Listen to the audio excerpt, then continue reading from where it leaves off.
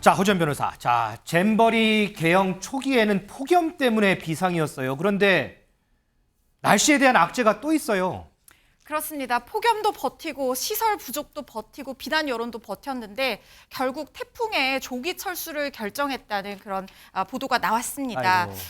세계 스카우트 연맹이 태풍 카눈이 한반도를 관통할 것으로 예측됨에 따라서 대원들의 수경지를 야영지에서 타시도 대학 기숙사, 이제 주로 서울이 될 것으로 보이는데요. 네. 변경해달라고 요청하는 한편 이 공식 홈페이지를 통해서 조기 퇴영을 공지를 했다고 합니다. 잼버리 기간 동안 온열 질환자도 나오고 성범죄 발생 논란까지 계속됐었는데 결국 태풍을 피하지 못하면서 야영지가 비워지게 된 셈인데요. 지금 조직위에서 이 카눈에 대비해서 야영지 내 스카우트 대원들 대피시킬 준비 작업에 들어갔습니다. 아직 진로가 명확한 것은 아니지만 특히 새만금이 뻘밭이잖아요. 그렇죠. 그래서 혹시 태풍을 직격탄으로 맞게 돼서 비가 많이 오는 경우에는 정말 위험해질 수 있는 상황이거든요.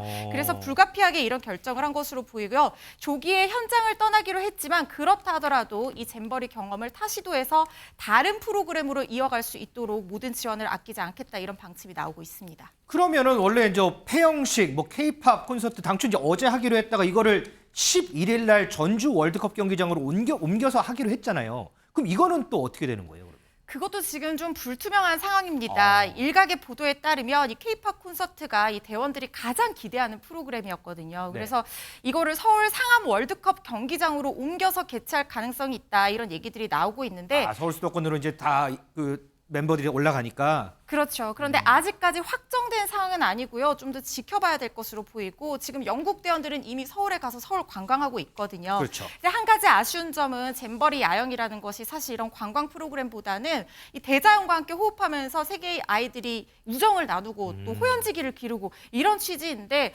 여러 가지 논란으로 이렇게 관광 프로그램을 즐기는 방식으로 나머지 일정을 보내게 된 점은 좀 아쉽다고 할 수 있겠습니다. 자, 어쨌든 이제 폭염에 이어서 또 태풍이라는 이 날씨적인 악재까지 겹친 이번 잼버리입니다. 이뿐만 아니더라도요. 화장실이라든지 샤워실이라든지 여러 시설들에 대한 비판이 계속해서 이어졌었죠. 여기에 한덕수 국무총리가 화장실 청소를 하는 장면이 포착이 돼서 화제입니다. 그 영상 좀 보겠습니다.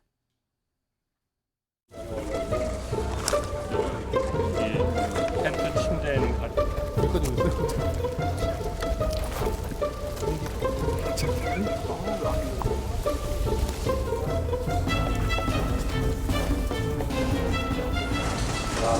지저분하다.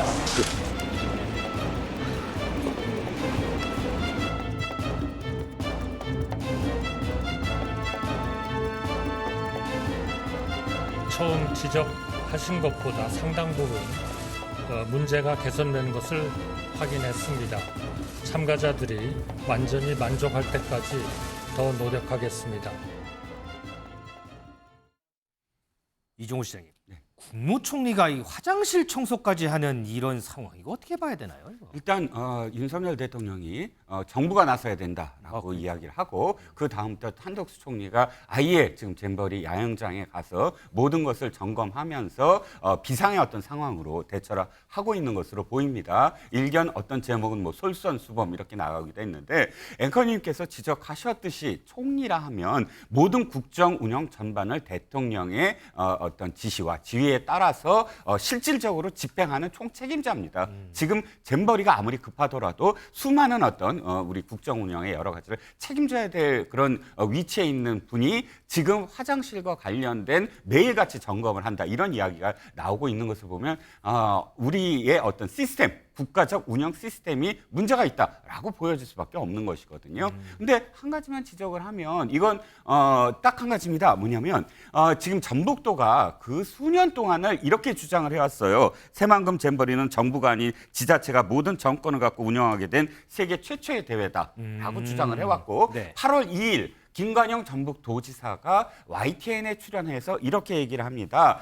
모든 준비는 끝났다. 간척지지만 우리가 그 안에 화장실이라든지 모든 문제들을 전부 다 설치해서 완벽하게 들여다 놓았다라고 인터뷰를 하거든요. 그러니까 전북도와 그다음에 다른 어떤 부처 간의 관계에 있어서도 전북도는 시설과 그다음에 인력 이 두 가지를 책임지는 부서라고 아예 명기가 돼 있습니다. 그런데 보니까 지금 한덕수 총리가 나설 수밖에 없는 이유가 이 인원 자체가 너무나 말도 안 되게 줄어 있는 거예요. 네네. 더군다나 이 인원이 지금 이 체크를 하는 그 시간대를 봤더니 실질적으로 이 행사장에 있는 대원들에게 도움이 되는 시간대가 아닌 형식적인 어떤 프로그램으로 짜여져 있었다는 겁니다. 그러니까 지금 공무원들이 나서서 저렇게 몸빵이다 이렇게 표현이 되는데 어쨌든 공관은 나중에 다시 물어야 되고 지금 대회를 원만히 빨리 수습을 해서 그 세계에서 온 그런 대원들이 무사히 귀국하는 게 목적이니까 지금 총리가 저렇게 직접 나선 어떤 상황으로 연출이 되고 있습니다.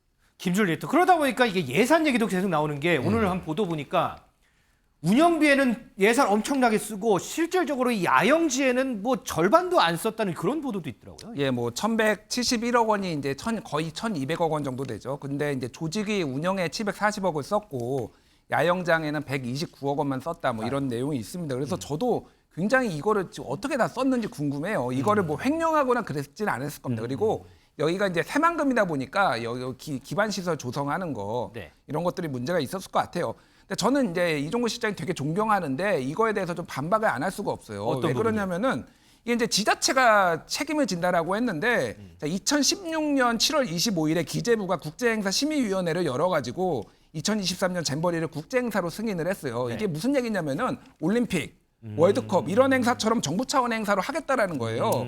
그리고 올해 2월 달에는 여가부 장관이 조직위원장이었는데 여기 행안부 장관 그리고 문체부 장관까지 같이 공동위원장이 됩니다. 그리고 올해 2023월에 한덕수 국무총리를 위원장으로 하는 정부지원위원회를 개최를 해가지고 윤석열 대통령이 그다음에 명예총재가 돼요. 네. 스카우트 총재. 그리고 명예총재가 돼가지고 전폭적인 지원을 하겠다라고 했습니다. 그리고 올해 6월 달에 전북도에 조직위에서 기상이변으로 재예산을 93억 원을 지원해달라고 했는데 이거를 돈을 승인하는 거는 여가부 장관이 지금 하고 있거든요. 네. 여가부 장관이 거절합니다. 근데 뒤늦게 지금 100억 원을 이거 지금 땜빵 소위 말해서 땜빵 하겠다고 지금 100억 원이 또 들어간 이제 거예요. 메우겠다고 이제 얘기를 하는 예, 거죠. 그러니까 이런 상황이 그러니까 미리 지원을 했으면은 이런 일이 벌어지지 않는 거죠. 그러니까 이거는 평창 올림픽이 평창에 하는 게 아니지 않습니까? 이것도 마찬가지예요. 새만금 잼버리지만은 이거는 국제 행사고 이미 다 그렇게 승인이 된 거예요. 화장실하고 샤워실만 깨끗했어도 이 정도까지 난리는 나지 않았을 겁니다. 지금 총리가 할 정도로 화장실 건립하는데 뭐 5년 걸립니까? 반년이면 되거든요. 길어도 3개월이면 충분히 한 건데 이거는 정부의 무대책과 무책임은 이제 지적을 안 할 수가 없는 거죠. 승재 의원, 그래서 이제 그런 지적도 있더라고요. 이전에 했던 잼버리, 다른 나라에서 했던 잼버리를 보면 이 조직위에는 스카우트 관계자 담당했던 분들이 다들 안에 이제 그 자리를 차지하고 있는데 우리나라 조직위를 보면 조직위원장 여기 나오는데 5명 중에 3명이 국무위원이에요. 예. 그래서 과연 이 국무위원들이 이 현장을 어떻게 알았겠느냐, 이 논란 자초한 거 아니냐, 뭐 이런 지적도 좀 나오거든요. 저도 작은 조직을 운영하고 있는 실장이잖아요. 네네. 그러면 저희 조직에서 할 때 만약에 같은 밑에 팀장이 3명이면 팀장 3명 있다고 그 팀장이 업무 분장을 안 하는 건 아니죠. 행안부 장관이 해야 할 일, 여가부 장관이 해야 할 일, 문체부 장관이 해야 할 일이 있어요. 그렇죠. 잼버리에는 한 4만 명이 오기 때문에 행안부 장관은 안전을 담당했어야 되고 여가부 장관은 전체를 총괄. 처음부터 했으니까 그 처음부터 했는 사람이 총괄해야 되는 거고 문체부 장관은 저 청년들이 대한민국의 가장 중요한 또 하나의 어떤 관광 자원이 되니까 그런 걸 분담했어야 되고 사실 그렇게 3명의 장관이 있었으면 여가부 장관이 저기에서는 제가 봤을 때 주도권을 잡았어요. 잡았어야 된다고 생각합니다. 테이크 리더를 해서 관계되는 이야기를 다 할 수 있을 만큼의 그렇게 장악력을 가지고 갔어야 되는데 그 장악력이 잘 보이지가 않는 거예요. 저는 뭐 두 분의 말씀 정적으로 공감합니다. 이 과거 정부에서 만들어졌지만 현 정부 1년 3개월 동안 같이 했는 거잖아요. 그러면 거기에서 가장 중요한 건 할 수 있는 일을 왜 안 했느냐에 대한 국민들의 궁금증이거든요. 아까 말씀했다시피 다른 걸 우리가 원하는 건 아니잖아요. 음식 제대로 왔으면 좋겠다. 잠자는 거 제대로 안 물리고 잤으면 좋겠다. 그다음 마지막에 내가 씻고 내가 기본적인 어떤 욕구를 해결하는 장소가 깨끗했으면 좋겠다. 이게 어려운 일이 아닌데 이 어려운 일 아닌 것을 어렵게 하고 있었기 때문에 지금 큰 문제가 발생했는 게 아닌가. 이런 부분에 대해서는 지금 우리는 돌아가기 전까지 대한민국을 분명히 잘 끝내야 되는 대한민국의 홍보를 위해서 잘 끝내야 되지만 돌아가고 난 다음에 이 부분에 대해서는 조금 깊이 고민해야 되는 부분이 있지 않을까 그렇게 말씀드리겠습니다. 자, 이런 부분들은 어쨌든 잼버리가 끝나고 난 뒤에 여러 가지 뭐 소재라든지 책임 소재라든지 이런 부분을 좀 가려야 하지 않을까 싶습니다. 어쨌든 잼버리는 지금도 이어지고 있습니다. 일부 국가는 지금 새만금에서 퇴영을 한 상태죠. 뭐 미국 같은 경우에는 저 평택 미군 기지에 지금 있고 영국 대원들 같은 경우에는 서울 시내에 있습니다. 그 중에서도 이 영국 대원들이 어젯밤에요 서울 시내 야경을 즐기는 모습이었습니다. 그 모습 좀 보겠습니다.